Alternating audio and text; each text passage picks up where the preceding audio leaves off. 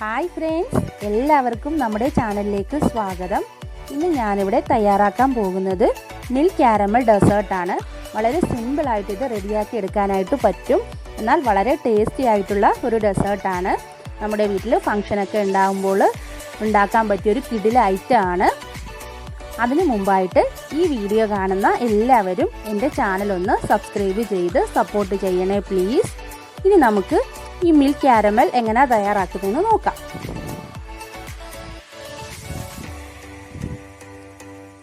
അതിനായിട്ട് ഞാനിവിടെ ഒരു ബൗൾ എടുത്തിട്ടുണ്ട്. ഇതിൽ ഞാൻ 1/2 കപ്പ് പാലാണ് ചേർക്കുന്നത്. ഇനി ഇതിലേക്ക് 1/4 കപ്പ് കോൺഫ്ലോർ ചേർക്കണം. ഇനി ഒരു 1/2 ടീസ്പൂൺ വാനില എസൻസ്.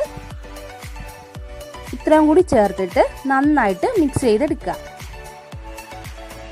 ഇതുപോലെ നന്നായിട്ട് കട്ട കളഞ്ഞെല്ലാം നന്നായിട്ട് മിക്സ് ചെയ്തെടുത്തത് നമുക്ക് മാറ്റി വെക്കാം.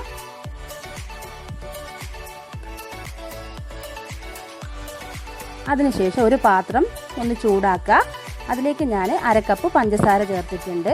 ഇനി ഒരു 2 ടീസ്പൂൺ വെള്ളവും കൂടി ചേർക്കാം. ഇത് നമ്മളിനി കാരമലൈസ് ചെയ്ത് എടുക്കുക. ഇതുപോലെ വേണം നമ്മൾ റെഡിയാക്കി എടുക്കാനായിട്ട്. ഇനി ഇതിലേക്ക് നമുക്ക് 2 കപ്പ് പാൽ കൂടി ചേർക്കണം.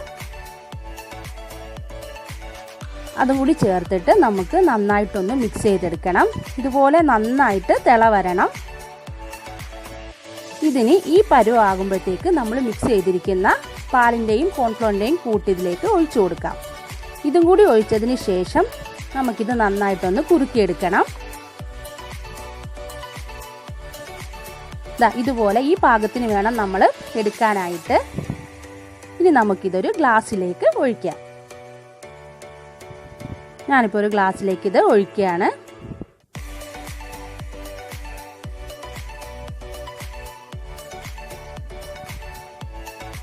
ഇതുപോലെ നമ്മൾ ഒഴിച്ചതിന് ശേഷം ഇതൊന്ന് തണുത്തതിന് ശേഷം നമ്മളിത് 1 മണിക്കൂർ ഫ്രിഡ്ജിൽ വെക്കണം.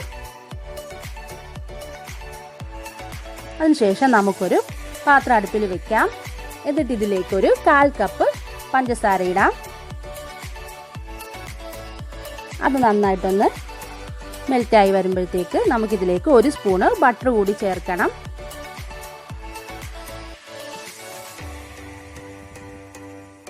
ഇത് നന്നായിട്ടൊന്ന് മിക്സ് ആകുക.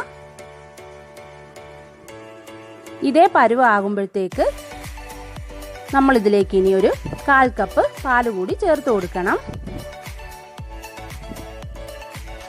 ഇനി ഇത് നന്നായിട്ട് നമ്മൾ മിക്സ് ചെയ്തെടുക്കുക. ഇതുപോലെ നമ്മൾ നന്നായിട്ട് മിക്സ് ചെയ്തെടുക്കണം.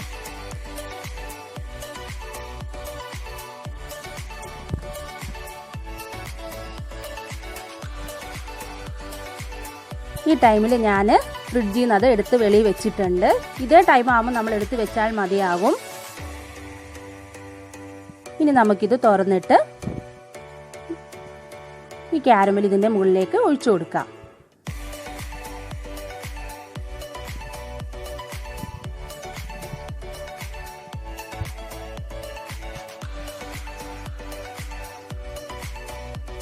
ഇനി ഇതൊരു 2 മിനിറ്റിനുള്ളിൽ ഇത് സെറ്റ് ആവുന്നതാണ്. നമ്മളിനി വീണ്ടും ഫ്രിഡ്ജിൽ വെക്കേണ്ട.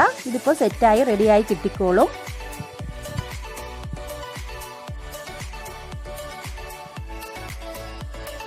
ഇപ്പോൾ 2 മിനിറ്റിന് ശേഷം നമ്മുടെ ഇതെല്ലാം നന്നായിട്ട് സെറ്റായിട്ട് കിട്ടിയിട്ടുണ്ട്. ഇത് വളരെ സിമ്പിളായിട്ട് പെട്ടെന്ന് തന്നെ നമുക്ക് റെഡിയാക്കി എടുക്കാൻ പറ്റുന്നതാണ്.